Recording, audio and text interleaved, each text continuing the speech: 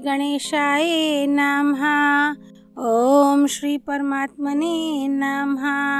संक्षिप्त गरुड़ पुराण आचार कांड आयुर्वेद प्रकरण अध्याय 172 स्त्रियों के रोगों की चिकित्सा, ग्रह दोष के उपाय, ऋतुचर्या तथा पथ्य कारक सर्वौषधियाँ। धन्वंतरी जी ने कहा, हे सुश्रुत, अब मैं स्त्रियों के रोगों की चिकित्सा का वर्णन करूंगा, उसे आप सुने। स्त्रियों के योनि भाग में होने वाले रोगों को दूर करने के लिए बहुत से कर्म हैं, किंतु जो कर्म वात दोष नाशक हैं, उन्हीं को प्रशस्त माना जाता है। वच, उपकुंजिका, काला जीरा, जाति फल, जायफल, कृष्णा, काली तुलसी, वासक, अड़ूसा, सेंधव, सेंधा नमक, अजमोदा, अजवाइन, यवक्षार, चित्रक तथा शर्करा को पीसकर सभी को मिश्रित करके घी में भूनकर जल या दूध के साथ सेवन किया जाए तो स्त्रियों की योनि के पार्श्व भाग में होने वाला शूल, हृदय रोग, गुल्म और अर्श विकार दूर हो जाता है। बेर की पत्तियों को पीसकर योनि भाग में लेप करने से उसकी वेदना शांत हो जाती है। लोद्र और तुम्बी फल का प्रलेप योनि को दृढ़ एवं संकुचित बनाता है। पिप्पल, वट, पाकड़, गुल्लर और आम, इन पांचों के पल्लव तथा मालती पुष्प का अग्नि या सूर्य की गर्मी में सिद्ध घृत पाक रक्त प्रदर एवं योनि दुर्गंध का विनाशक है। कांजी में जप्पा पुष्प, अड़हुल के फूल, ज्योतिषमती दल, माल कंगनी की पत्ती, दुर्वा और चित्रक को पीसकर शर्करा के साथ पान करने से भी योनि रोग दूर हो जाता है। आंवला, रसौत तथा हरितकी का चूर्ण जल के साथ पान करने पर वह स्त्री के रज्जो दोष को दूर करता है। ऋतु काल में लक्ष्मणा, श्वेत कंठकारी की जड़ को दुग्ध के साथ पान करने या नस्य लेने से स्त्री को पुत्र उत्पन्न होता है। 2.5 सेर दुग्ध और 1.25 सेर घृत में सिद्ध अश्वगंधा का रस सेवन करने से भी स्त्री को पुत्र की प्राप्ति होती है। घृत के साथ व्योश, सौंठ, पिपली और काली मिर्च तथा केसर के चूर्ण का सेवन करके तो वंध्या स्त्री भी पुत्रवती बन जाती है। कुश, काश, एरंड और गोखरू की जड़ को पीसकर उनके ही द्वारा सिद्ध गोदुग्ध एवं शर्करा का पान करने से गर्भिणी स्त्री के उदर भाग में होने वाला शूल शांत हो जाता है। पाठा, पाड़ा, लांगली, कलियारी, सिंहासे, कचनार, मयूर, चिचड़ा और कुट्टज, गिरी मलिका या कुरैया को अलग अलग पीसकर नाभि, पेड़ू तथा योनि भाग में लेप करने से स्त्री को सुख पूर्वक प्रसव होता है। मदार या बकुल की जड़ का लेप प्रसूता स्त्री के हृदय, मस्तक और वस्ती, पेड़ू भाग में होने वाली पीड़ा का हरण करता है। ऐसी स्थिति में स्त्री को दही अथवा गुनगुने जल में यवक्षार को मिलाकर पीना चाहिए। 10 मूल के क्वाथ से सिद्ध घृत पाक भी प्रसूता स्त्री की पीड़ा का विनाशक है। दुग्ध के साथ 60 चावल का चूर्ण सेवन करने से प्रसूता स्त्री को दूध होने लगता है। पिदारी कंद, स्थावर तथा कपास के बीजों का योग भी प्रसूता के दुग्ध वृद्धि में सहायक है। स्तन शोध के लिए प्रसूता स्त्रियों को मूंग का जूस पीना चाहिए।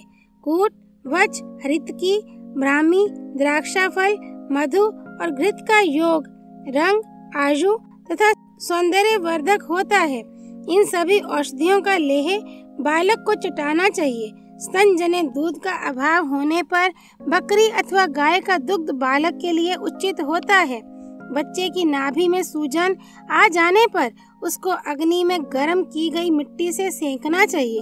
वमन, खांसी और ज्वर होने पर मुस्त, नागर मोथा तथा विषा, सौंठ के चूर्ण को मधु आदि के साथ चाटना या क्वाथ बनाकर पीना चाहिए।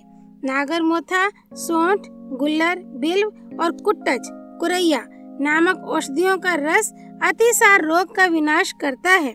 व्योश, सौंठ, पिपली और काली मिर्च, बिजोरा नींबू तथा मधु के योग से हिचकी और वमन रोग दूर होते हैं। कुष्ठ, कूट, इंद्रयव, सरसों, हल्दी तथा दूर्वा रस से कुष्ठ रोग पर सफलता प्राप्त की जा सकती है। महामुंडिनिका, महाश्रावणिका तथा उदीच्य, हरिवेर या चोप चीनी के क्वाथ से स्नान करने पर ग्रह का दोष दूर हो जाता है। ग्रह दोष होने पर शरीर में सप्तपर्णी, हल्दी और चंदन का लेप करना चाहिए।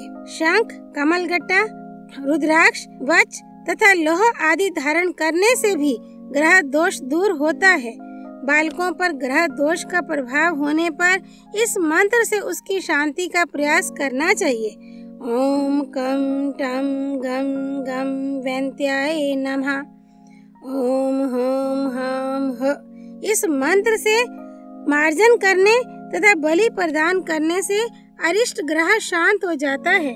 बलि प्रदान करते समय इस मंत्र का उच्चारण करें। ओम हरीम बाल ग्रहाद बलिम गृहीत बालम मुचंत स्वाहा। चावल के धोवन में शीर्ष वृक्ष की जड़ पीसकर पीने से विष दूर हो जाता है। चावल के ही पानी में मिलाकर पीसे हुए श्वेत फूल वाले वर्षाभू पुनर्नवा का रस सर्पदंश के विष को दूर कर देता है। दही, घृत, चौराई, ग्रहधूम, हल्दी, मधु तथा सेंधा नमक को पीसकर पीना, घृत मिश्रित सिंहौर की जड़ का क्वाथ पीने से भी विष दूर हो जाता है। जो औषधि वृद्धावस्था को दूर करने का सामर्थ्य रखती है उसको रसायन कहा जाता है। रसायन की अभिलाषा करने वाले लोगों को वर्षा आदि ऋतुओं में यथाक्रम सेंधा नमक, शर्करा, सोंठ, पिपली, मधु तथा गुड़ के साथ हरितकी नामक औषधि का प्रयोग करना चाहिए। अर्थात वर्षा काल में सेंधा नमक, शरद काल में शर्करा, हेमंत काल में सोंठ, शिशिर काल में पिपली, वसंत काल में मधु तथा ग्रीष्म काल में गुड़ के साथ हरितकी का सेवन प्राणियों के लिए रसायन का कार्य करता है। ज्वर की समाप्ति पर व्यक्ति एक हरितकी, 2 भैड़ा, 4 आंवला, मधु और घृत का सेवन करके 100 वर्ष तक जीवित रहता है। दूध और घृत के साथ अश्वगंधा नामक औषधि तो प्राणियों के शरीर में होने वाले सभी रोगों का विनाश करती है। मंडूकपर्णी और विदारी कंद का रस अमृत के समान है। मनुष्य तिल, आंवले और भृंगराज के सेवन से शतायु बन जाता है। त्रिकटु, त्रिफला, चित्रक, गुडुची, शतावरी, बिडंग और लौह चूर्ण मधु के साथ मिलाकर खाना सभी रोगों का विनाशक बन जाता है। त्रिफला, पिपली, सोंठ, गुडुची, शतावरी, बिडंग तथा भृंगराज आदि का सिद्ध रस भी सभी रोगों को विनष्ट करने की शक्ति से संपन्न होता है। 1 भाग शतावरी तथा 10 भाग दुग्ध से कल्प बनाकर शर्करा, पिपली और मधु से युक्त घृत पाक अत्यंत पौष्टिक होता है। चिकित्सा में प्रतिमर्श, अवपीड़, नस्य, प्रवपन तथा शिरोविरेचन ये 5 कर्म कहे जाते हैं। कर्मशः माघ आदि प्रत्येक 2 मास की एक ऋतु होती है। इस प्रकार एक वर्ष में 6 ऋतुएं होती हैं। इन सभी ऋतुओं में अग्नि सेवन, मधु, दूध और दही के विवर्त आदि का सेवन करना चाहिए। मनुष्य को शिशिर ऋतु में स्त्री के साथ रहना चाहिए। वसंत ऋतु में दिन में सोना उचित नहीं है। वर्षा ऋतु में दिवा निद्रा तथा शरद काल में चंद्र किरणों का सेवन मनुष्य के लिए त्याज्य है। साठी चावल, मूंग की दाल, वर्षा का जल, क्वाथ और दूध पत्ते हैं। नीम, अलसी, कुसुम, सहीजन, सरसों, ज्योतिषमती तथा मूली का तेल भी प्राणी के लिए पथ्य माना गया है। ये कृमि, कुष्ठ, प्रमेह, वात, श्लेष्मज दोष और सिर में होने वाली पीड़ा का नाश करते हैं। अनार, आंवला, बेर, करौंदा, चिरौंजी, नींबू, नारंगी, आमड़ा और कपिथ नामक फल भी पथ्य हैं, किंतु ये पित्तवर्धक और अग्नि विनाशक हैं तथा इनसे कफ जनित दोष होता है। जल, नागरमोथा, इक्षुरस और कुटज मल मूत्र के अवरोध को दूर करने में समर्थ होते हैं। धामार्घव अर्थात घिया तरोई को सदैव वमन रोग में सेवन करना चाहिए। पूर्वांग काल में वमन करने के लिए वच के साथ खैर और इंद्रियव का सेवन लाभप्रद है। पित्त दोष होने से प्राणियों का अनादिक कोष सबल नहीं रह पाता। उनमें एक प्रकार की मधुरता रहती है। वात और कफ दोष का आश्रय मिलने से उसमें दोष अधिक ही आ जाते हैं। वात, पित्त और कफ, इन त्रिदोषों की समान स्थिति रहने पर उन कोष्ठों की क्षमता मध्यम रह जाती है। उस स्थिति में ना तो उनकी कार्य क्षमता में शिथिलता रहती है और ना उनमें दोषों की क्षमता की अभिवृद्धि। शरीर के अंदर स्थित कोष्ठ का कार्य चलता रहता है। पित्त दोष होने पर निषोद का सेवन करके विरेचन करना चाहिए। सेंधा नमक, सौंठ, निषोद, हरित की तथा विडंग को गोमूत्र से सिद्ध कर शर्करा और मधु के साथ सेवन करने पर विरेचन में अधिक लाभ होता है।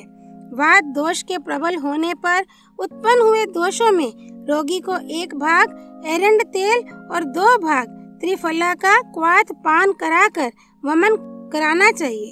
6 अंगुल, 8 अंगुल या 12 अंगुल लंबी बांस आदि की नेत्री अर्थात पिचकारी बनाकर और उस पिचकारी में करकंधु बेर फल के समान छिद्र करके रोगी को उतान सुलाकर वस्ती क्रिया करनी चाहिए।